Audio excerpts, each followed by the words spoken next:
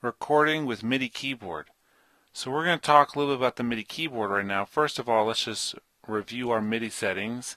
And I have this keyboard installed. It's the USB Axiom 61, and right here is where it says it is active. If we want to turn it off, we can click right here or turn it back on. And so that's a great place to know about. Once you have that, this selector light means a lot. This is what's going to accept the MIDI live input. So if I click here, kick,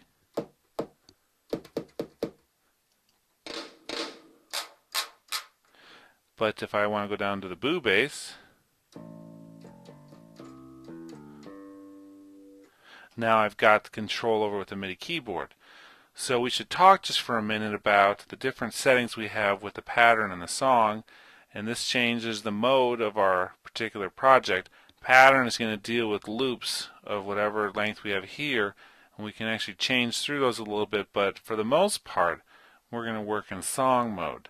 So let's switch to song mode, and when we get to song mode we're going to do a lot here in the playlist, because watch this, when I push play it's going to go through here at the same tempo and the same length of that clip, but we don't hear anything because nothing's been entered in. If I go back to pattern mode, it's actually going to play the selected pattern right here. Nothing in the upper patterns, just in pattern 1.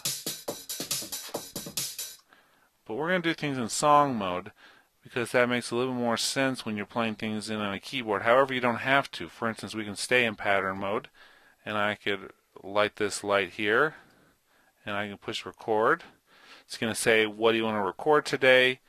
And we can do audio, which we're not going to do right now. So I'm going to do automation and score. And push play.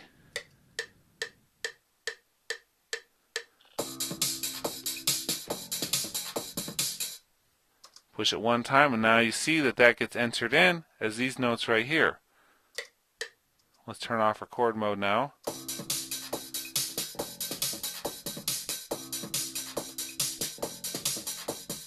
Okay, so now that's as easy as it is to enter in notes into the piano roll. Let's undo that though, because what I want to do is actually come through here.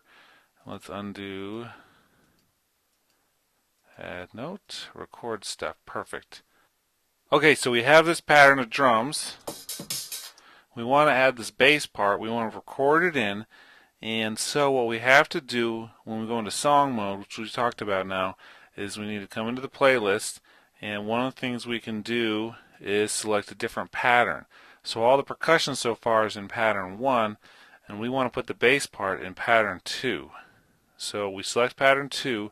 You'll see that all the notes disappear from our step sequencer, and what we're going to do is actually, now that we have pattern 2 selected, put it record arm mode, say automation score. We don't need to record audio at this time. And let's push record, and once we do that we're just going to play the bass part in after the count in.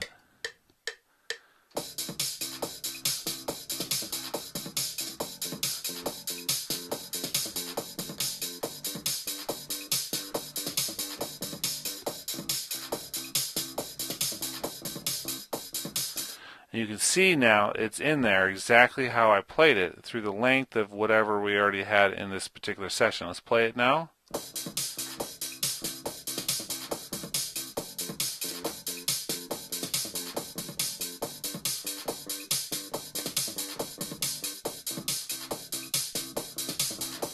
We could definitely tighten it up a little bit, but for now that demonstrates exactly how to play the keyboard in. So we have to do the second pattern for the second instrument we want.